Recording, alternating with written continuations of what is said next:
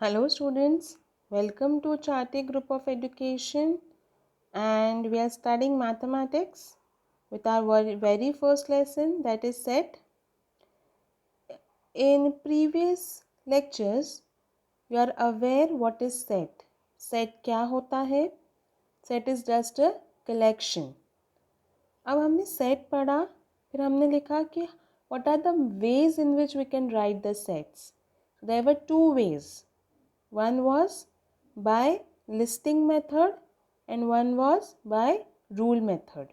Okay. So now based on these two methods you have solved the examples. I hope आपको दोनों methods की पूरी clarity है. अब हम आगे बढ़ेंगे और आपके सामने जो टेबल दिख रहा है वो टेबल है काय का?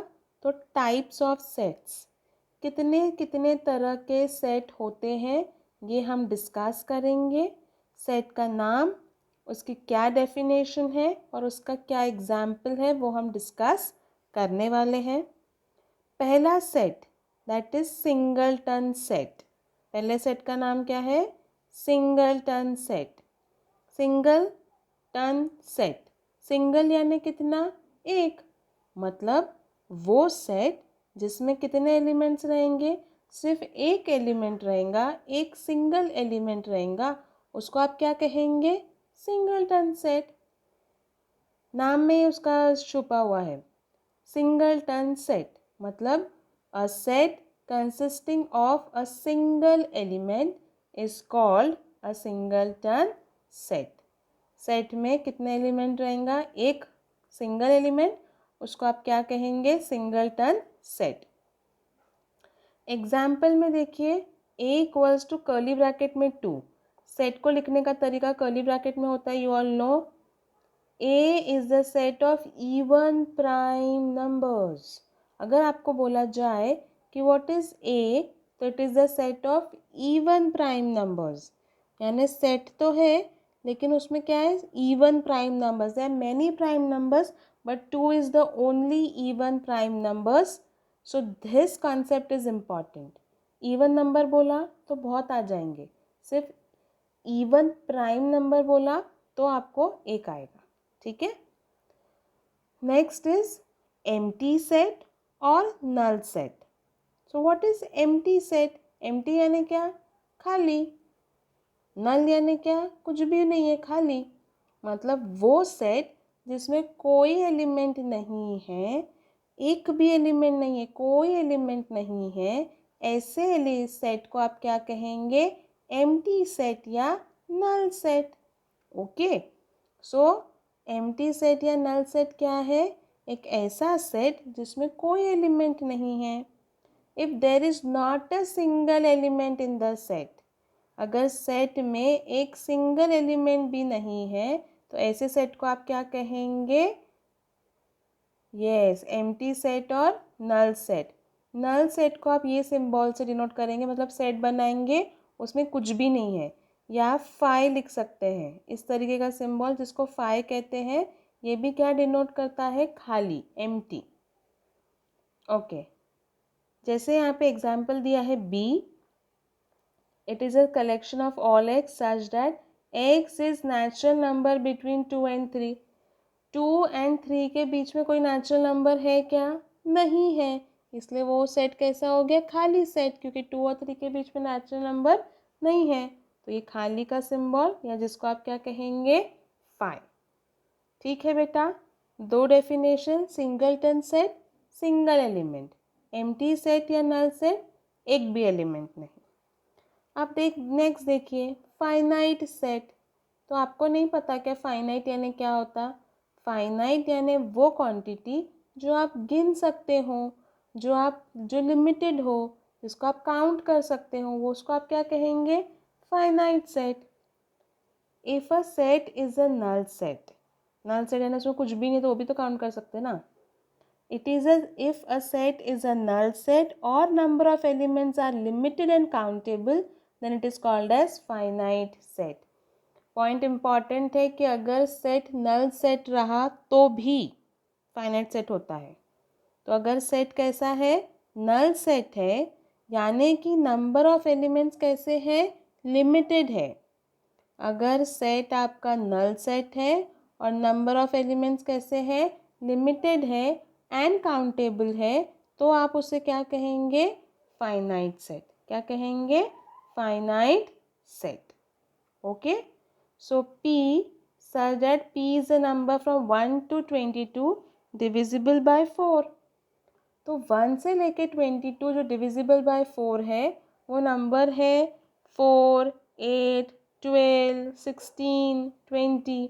आई कैन काउंट, कितने नंबर्स है, 5 नंबर्स आई कैन काउंट, मतलब फाइनाइट। फाइनाइट का उल्टा कैसा रहेगा, इनफाइनाइट।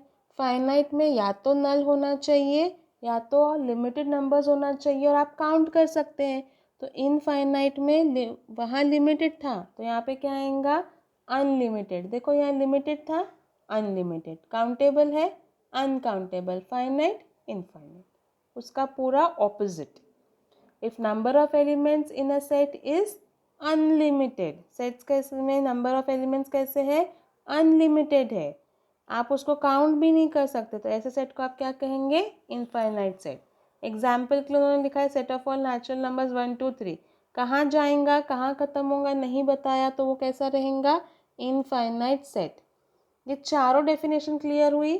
सिंगलटन सेट में एक एलिमेंट, एम्प्टी सेट में एक भी एलिमेंट नहीं, फाइनाइट सेट में या तो नल सेट या तो काउंटेबल और limited numbers of element, infinite set में unlimited, uncountable. Okay,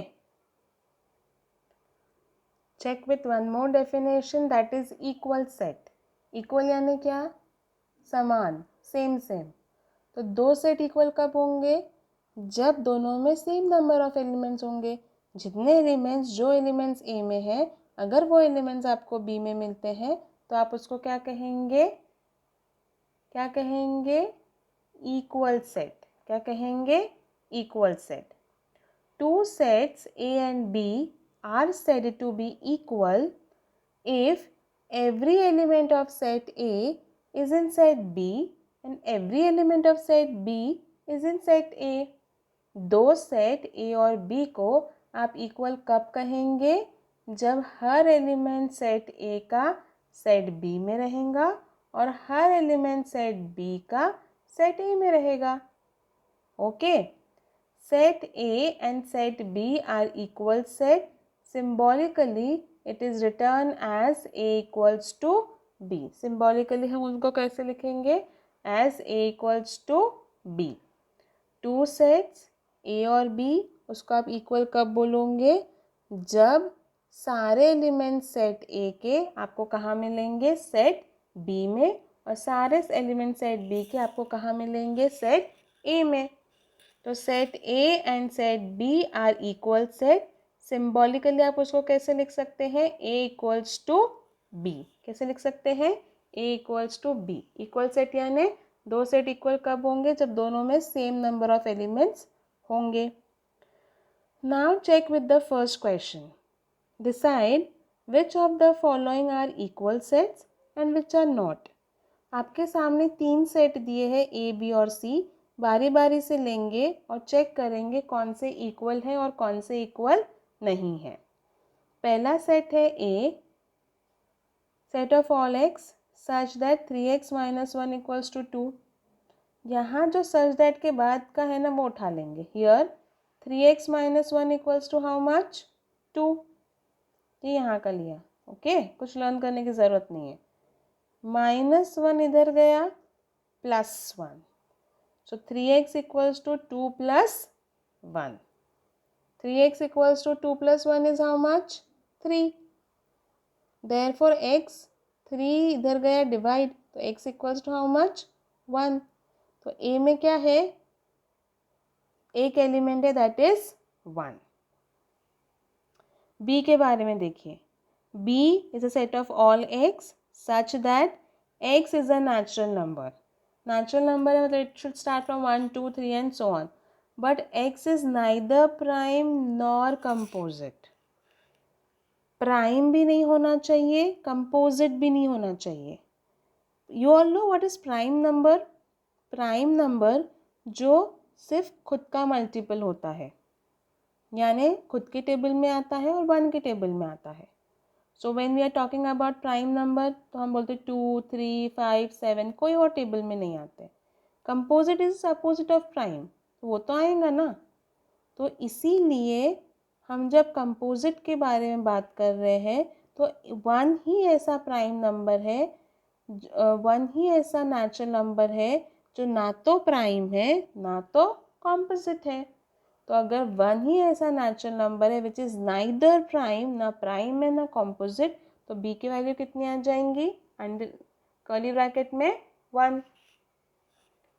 third set है C X such that x belongs to n, n मतलब set of all natural number and x less than 2। Natural number का set है तो कहाँ से start होगा, 1, 2, 3 and so on. उन्होंने बोला नेचुरल नंबर तो होना चाहिए पर 2 से कम भी होना चाहिए। 2 से कम नेचुरल नंबर कौन सा है, सिर्फ 1। ए में भी 1 है, बी में भी 1 है, सी में भी 1 है, मतलब सारे एलिमेंट्स कैसे हो गए, सेम। इसलिए तीनों सेट्स कैसे हैं, equal sets. The set, the element of set A, set B and set C are same. Therefore, A equals to B equals to C. Therefore, sets A, B and C are equal sets. समझ में आया बेटा, easy है। एक और check करेंगे। Decide whether set A and set B are equal set. Check करना है कि सेट ए और सेट बी इक्वल सेट है क्या। इक्वल कब रहेंगे, जब दोनों में सेम सेम एलिमेंट रहेंगे तब। हमें रीज़न देना है। A equals to even prime number, याद करिए क्या डेफिनेशन में डिस्कस किया था, 2 is the only even prime number. So let A equals to even prime number, A equals to curly bracket में 2 because 2 is the only even prime number. This is set B x such that 7x minus 1 equals to 13। हम यहाँ का उठाते हैं, याद है अभी जैसा किया था, 7x minus 1 equals to 13। -1 उधर गया, क्या हो जाएगा, +1। 7x equals to 13 plus 1 14। So x equals to ये 7 मल्टीप्लीकेशन में इधर जाएगा तो डिवाइड, 14/7 इज हाउ मच, 2। इसका भी आंसर 2, ऊपर वाले का भी आंसर 2। तो 1 एंड 2 से set A and set B are equal sets. Okay.